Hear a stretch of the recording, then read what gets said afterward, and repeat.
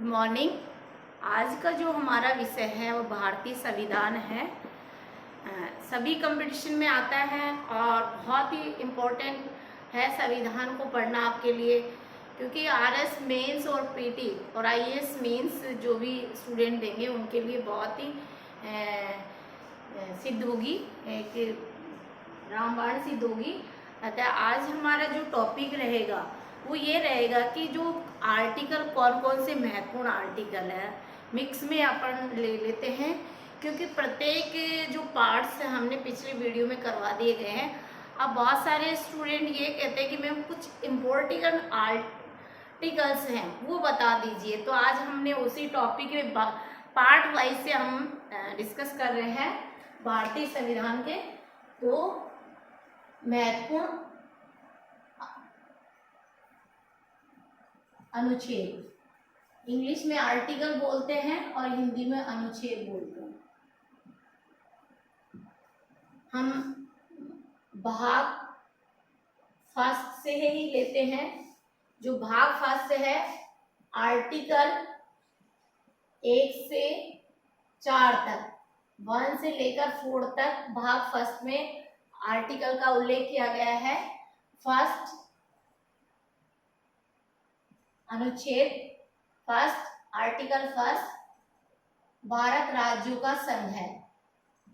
भारत राज्यों का संघ है, ये बात आर्टिकल फर्स्ट में कही गई है।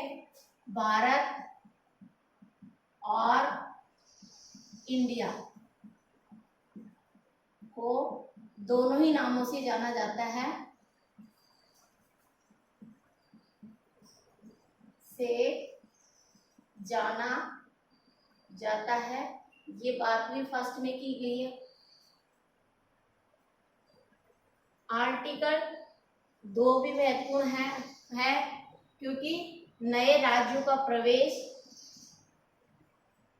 नए राज्यों का प्रवेश और स्थापना का उल्लेख किया गया है, का उल्लेख किया गया है। आर्टिकल 3 अब नए राज्यों का निर्माण, नए राज्यों का निर्माण, सीमा और क्षेत्रों में परिवर्तन, दायरा क्षेत्रों में परिवर्तन। और ये पावर किसको है? संसद को। संसद चाहे तो किसी नए राज्य का निर्माण कर सकती है, संसद चाहे तो उसका दायरा बढ़ा सकती है, घटा सकती है।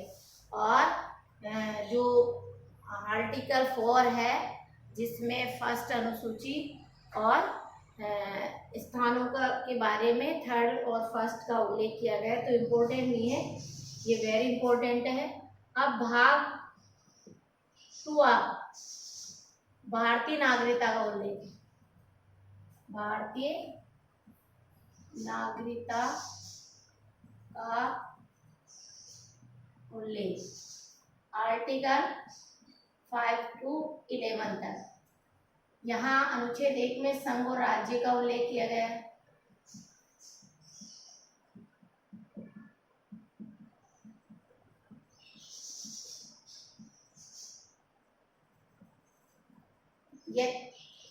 यदि आप समझ के पढ़ेंगे और रीड करेंगे, राइट डाउन करेंगे, लिखेंगे, बार बार अभ्यास करेंगे तो वेरी मोस्ट क्वेश्चन है, यहाँ से ही आएगा, इससे बाहर बिल्कुल नहीं आएगा। मैं आपको क्लियर बता देती हूँ, क्योंकि ये जो पार्ट्स है वो बहुत ही महत्वपूर्ण पार्ट्स है। यहाँ से ऑलमोस्टली सिविल में पहले भी पूछा गया है और कई दफे रिपीट होते, छोटे कंपटीशन में तो ऑलमोस्टली होते ही होते हैं। अब देखिए संविधान की प्रारंभ पर नागरिकता, आर्टिकल 5 संविधान के प्रारंभ पर नागरिकता, ये इम्पोर्टेंट नहीं है, लेकिन स्टार्टिंग पार्ट भाग शुरू हो रहा है, इसलिए बताना आवश्यक है कि संविधान के प्रारंभ पर नागरिकता वेरी मोस्ट नहीं है, ये वेरी मोस्ट है। आर्टिकल 6 ये कई बार पूछा गया है कि पाकिस्तान से भारत को प्रव्रजन करने वाले नागरिकता का अधिकार, ये वेरी मोस्ट, ये वेरी मोस्ट है, ये वेरी और ये वेरी। पाकिस्तान से भारत को प्रव्रजन करने, पाकिस्तान से भारत को प्रव्रजन करने वाले वेरी कुछ व्यक्तियों के नागरिकता के अधिकार, पाकिस्तान से भारत को प्रव्रजन करने वाले कुछ व्यक्तियों के नागरिकता के अधिकार,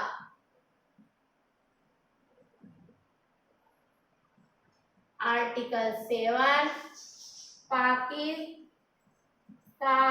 से प्रव्रजन करने वाले कुछ व्यक्तियों के अधिकार।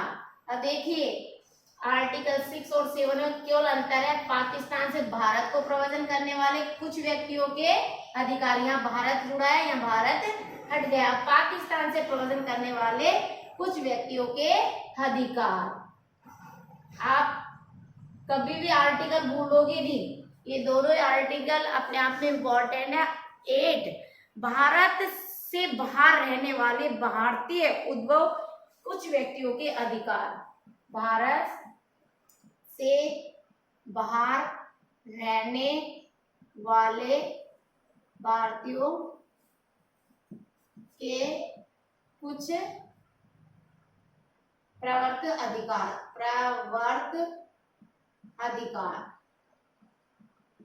भारत, देखो क्वेश्चन कॉन्सेप्ट क्लियर करो, भारत के बाहर रहने वाले, भारत के बाहर रहने वाले उद्भव के जो कुछ व्यक्तियों के नागरिकता के अधिकार, कुछ व्यक्ति के प्रवर्त नागरिकता के अधिकार, ये ध्यान रखना है। कुछ वर्ड्स ऐसे होते हैं जो उनको आपको अंडरस्टूड होना है, समझना है, वहां से कहीं न कहीं क्वेश्चन अपन पूरा रटा हुई चीज नहीं याद रहती, लेकिन समझने वाली चीज हमेशा हमें याद रहती है। भारत से बाहर, भारत से बाहर उद्भव शब्द और जोड़ लो, उद्भव रहने वाले भारतीयों के कुछ प्रदत्त नागरिकता के अधिकार।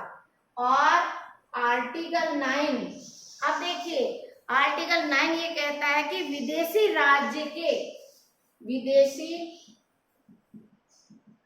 राज्य की अपन क्या करते हैं कि जैसे हम भारत दूसरे देशों में आकर वहाँ के लोग यहाँ आकर रहने बस जाते हैं, या हम वहाँ जाके हमारी एजुकेशन वगैरह लेने के लिए होते हैं, तो ये आर्टिकल उसी के लिए बनाया गया है कि कहाँ रहने वालों को भारतीय नागरिकता है या नहीं, और बाहर के जो यहाँ बाहर के लोग यहाँ आकर रहने लगे हैं उनको नागरिकता है या नहीं। तो विदेशी राज्य की नागरिकता स्वेच्छा से, विदेशी राज्य की नागरिकता स्वेच्छा से, यहाँ स्वेच्छा वर्ड्स, कुछ वर्ड्स है जो आपको समझना पड़ेगा, कहीं कोई डाउट नहीं है, शब्द अर्जित कर लेते हैं आप, समझ लेते हैं तो आपका कॉन्सेप्ट बिल्कुल नहीं गलत जाएगा। मैं आपको रट्टन विद्या सिखा रही हूँ, मैं आपको कॉन्सेप्ट क्लियर करा रही ताकि आप मेंस IAS मेंस दें या RS मेंस दें जिसमें कोई प्रॉब्लम नहीं आए, और जो छोटे कंपटीशन है उसमें तो आप डायरेक्ट किक लगाएंगे, ठीक है, यहाँ कोई इशू नहीं है, केवल आपको बिल्कुल स्लोली समझा रही हूँ, समझना है और राइट डाउन अपनी लैंग्वेज में आप राइट डाउन करना है। तो जो विदेशी राज्य की नागरिकता स्वेच्छा से अर्जित करने वाले व्यक्तियों का नागरिक न होना, जब मैंने स्वेच्छा से विदेशी नागरिकता को अर्जित कर ली है तो हम वहाँ की नागरिकता अर्जित नहीं रहेगी, हमारे पास भारतीय नागरिकता नहीं रहेगी। तो विदेशी राज्य की स्वेच्छा से नागरिकता अर्जित करने वाले की नागरिकता न रहना, यानी वो भारतीय नागरिक नहीं कहलाएंगे। अपनी भाषा में लिखा रही हूँ मैं आपको। इलाहाबाद पब्लिकेशन से भारतीय संविधान का एक मॉड्यूल से बहुत अच्छा है। आप डी बसु को मैंने पढ़ा है और दुष्यंत को भी पढ़ा है, RK झा को भी पढ़ा है, मतलब PD भी पढ़ी है।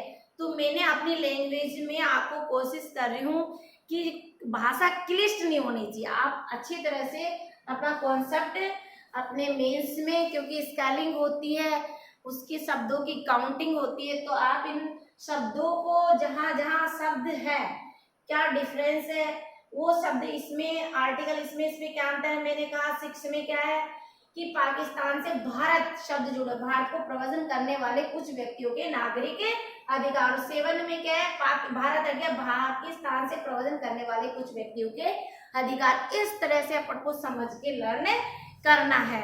और 10वां में नागरिकता के अधिकारों का बना रहना, आर्टिकल नागरिकता के अधिकारों का बना रहना, नागरिकता के अधिकारों का बना रहना, बना रहना। देखिए PhD मैंने किया है, तभी जाके आपको, मुझे खुद को लगा कि कंपटीशन की किस तरह से तैयारी करवाते हैं, वो सब कुछ मैंने PhD में सीखा है।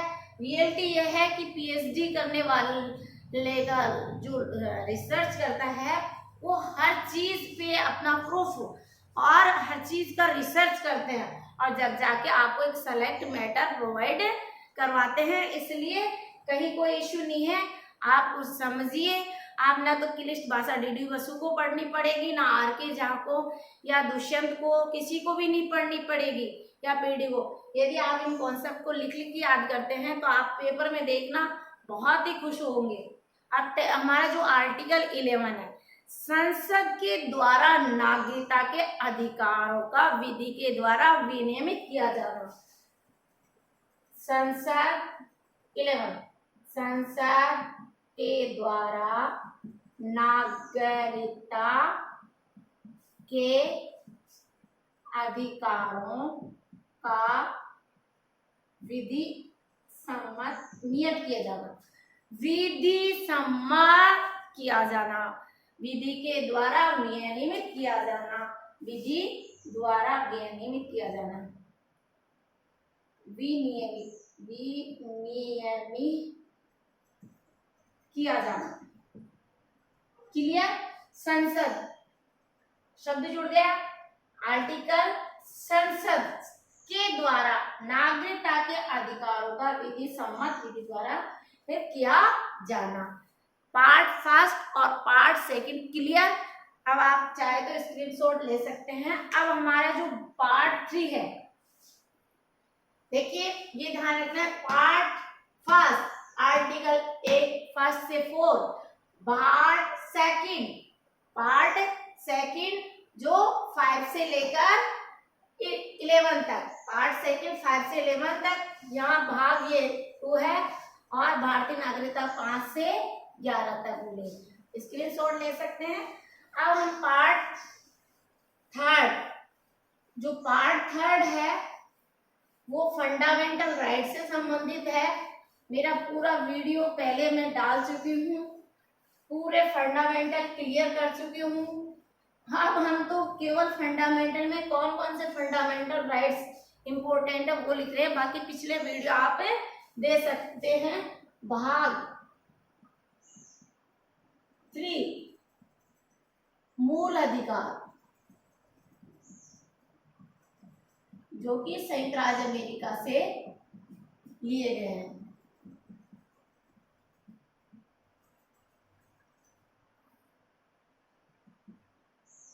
भाग 3 और आर्टिकल 12 से 35। भाग 3 में आर्टिकल 12 से 35 तक का उल्लेख किया गया है। फंडामेंटल राइट संयुक्त राज्य अमेरिका से लिए गए हैं। अब देखिए हम अनुच्छेद की बात करें तो 12 तो आर्टिकल मूल अधिकारों को परिभाषित किया गया, परिभाषा का उल्लेख। 12 में तो परिभाषा उल्लेख किया गया। अब 13 वेरी मोस्ट है। 13 है जो मूल अधिकारों का असंगत उनका अल्पीकरण की विधियां, मूल अधिकारों का असंगत और अल्पीकरण की विधियां। वेरी मोस्ट ये आईएएस में आ चुका है, आरएस में भी आ चुका है, इसलिए वेरी मोस्ट। क्लियर। अब बात करें, पहला आ जाता है समानता का अधिकार, समानता इक्वलिटी का अधिकार। अब समानता का अधिकार आर्टिकल वही 12 से, आप 14 वेरी मोस्ट है 14 से, तो आप 12 से भी लिख सकते हो और आप 14 से भी कर सकते हो, 14 से 18। अब हम बात करें इसमें समानता के अधिकार का उल्लेख 14 से 18 किया गया, लेकिन 12 से भी कोई इश्यू नहीं है, इक्वलिटी नहीं है।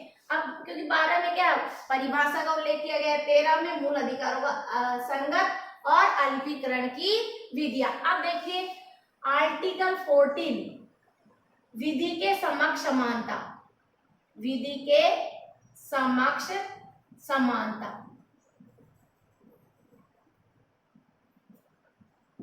ठीक है। अब वेरी मोस्ट ये है 15, धर्म, मूल वंश, जन्म, लिंग, स्थान के आधार पर कोई भेदभाव नहीं किया जा सकता, कोई भेदभाव नहीं किया जा सकता।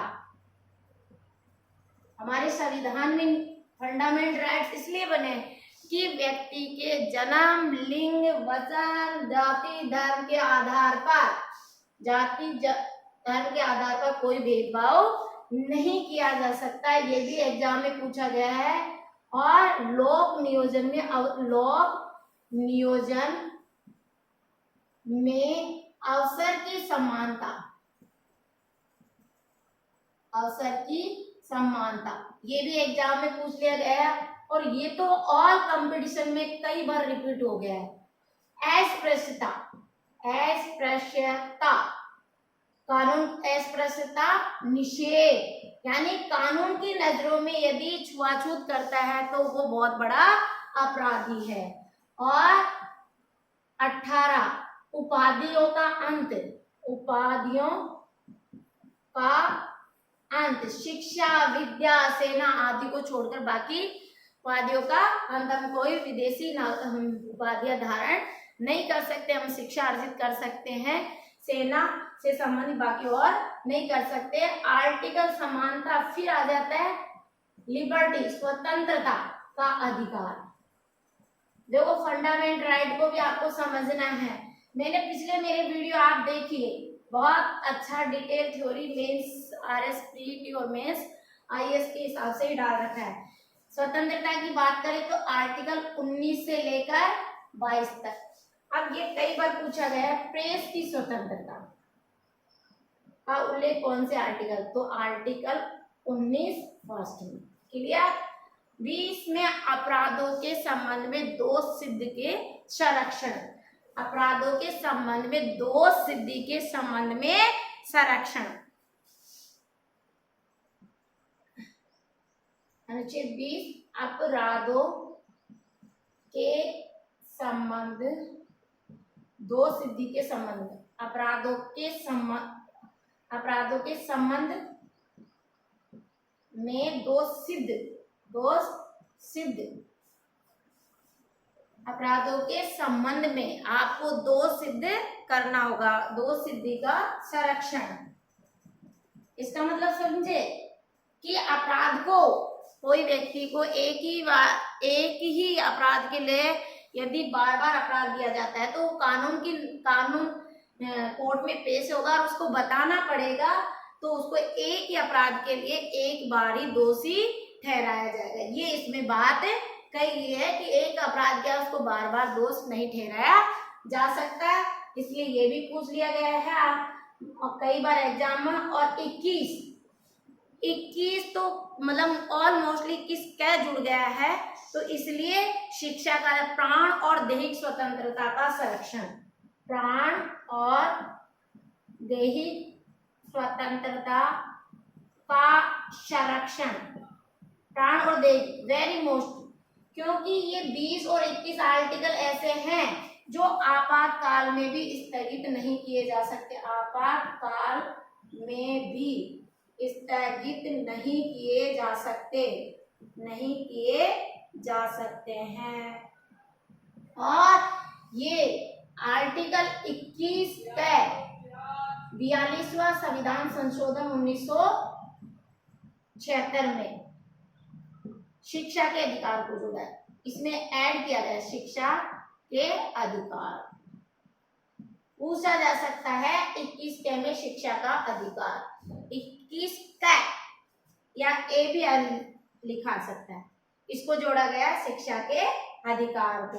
और आर्टिकल 22 निवारक निरोध अधिनियम, वेरी वेरी मोस्ट, कुछ दशाओं में गिरफ्तारी, कुछ दशाओं में गिरफ्तारी निवारक निरोध,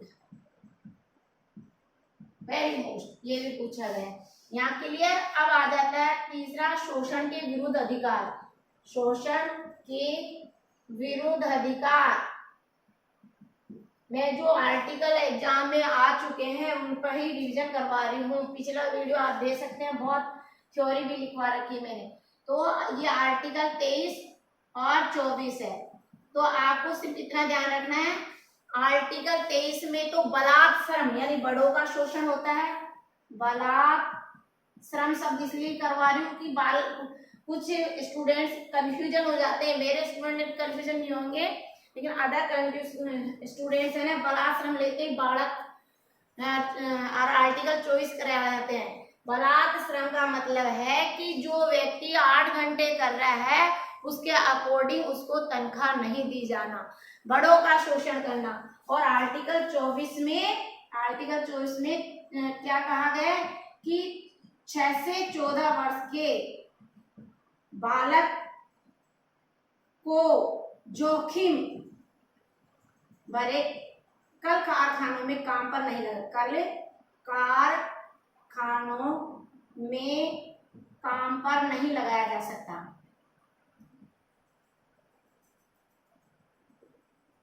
छह से 14 वर्ष के बालकों को जोखिम भरे कार्यों में नहीं लगाया जा सकता है। और जो फोर्थ फंडामेंटल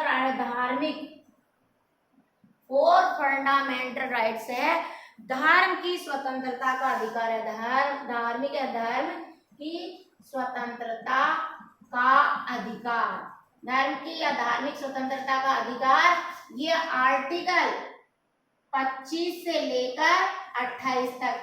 अंतःकरण की स्वतंत्रता, यानी हाँ आर्टिकल 25 में अंतःकरण की, धर्म को अबाध रूप से मानने और आचरण करने की स्वतंत्रता, अंतःकरण की, धर्म को अबाध रूप से मानने की स्वतंत्रता, ये भी आर्टिकल पूछा गया है।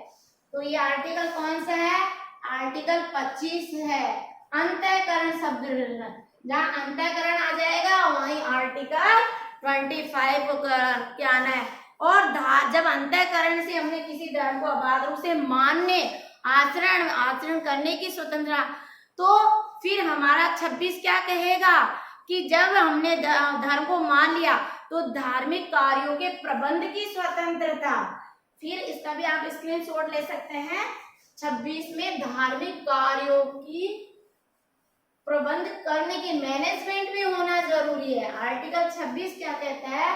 धार्मिक कार्यों के प्रबंध की स्वतंत्रता, धार्मिक कार्यों के प्रबंध की स्वतंत्रता। आर्टिकल 26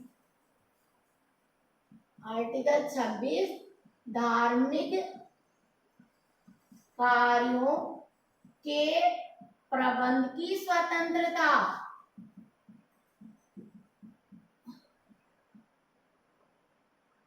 अब जब हमारा 25 अंतःकरण से अपने मन से किसी भी धर्म को अबाध रूप से मानने आचरण करने की स्वतंत्रता 25 और 26 में जो धार्मिक कार्य है उनके प्रबंध करने की स्वतंत्रता। अब हमारा जो 27 क्या कहता है कि किसी विशिष्ट धर्म की अभिवृद्धि के लिए किसी विशिष्ट धर्म की अभिवृद्धि के लिए कर का होना, कर संदाय करेंगे की स्वतंत्रता। कर संदाय किसी भी विशिष्ट धर्म की कर संदायों के बारे में स्वतंत्रता है। ये भी वेरी मोस्ट क्वेश्चन है कि हम किसी भी विशिष्ट धर्म की अभिवृद्धि करेंगे तो क्या करेंगे, कर का संचय करेंगे। कर का क्योंकि संदाय की स्वतंत्रता कुछ दशाओं में, कुछ शिक्षा संस्थाओं में धार्मिक कार्यों के, अब आर्टिकल 28 की क्या कहते हैं, कुछ दशाओं में, दशा मतलब शर्त, कुछ दशाओं में शिक्षा, ये शब्द जोड़ दिया, शिक्षा संस्थाओं में धार्मिक शिक्षा संस्थाओं में धार्मिक उपासना की स्वतंत्रता। यानी कुछ दशा में शिक्षा संस्थाओं में धार्मिक शिक्षा, धार्मिक उपासना में उपस्थित होने की, धार्मिक उपासना की स्वतंत्रता है। धार्मिक उपासना में कर दो इसको, धार्मिक उपासना में उपस्थित होने की स्वतंत्रता।